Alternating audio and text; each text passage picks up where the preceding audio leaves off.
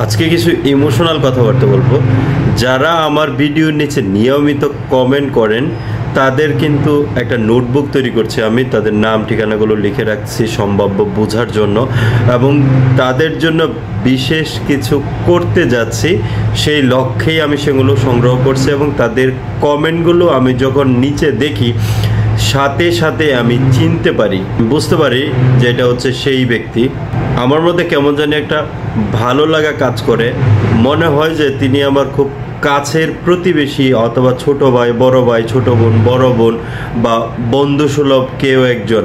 আমাদের মধ্যে কেন জানি মনে হয় যে একটা নিবিড় সম্পর্ক কাজ করে। এবং আমি যখন অনেকের কমেন্ট পড়ি তখন মনে হয় যে তিনি হয়তো আমার সামনে বসে আছেন, অথবা শ্রদ্ধা ভক্তি এটা এমন এক পর্যায়ে পৌঁছে গেছে একে অপরের প্রতি যেন নিবিড় বন্ধনে জড়িত।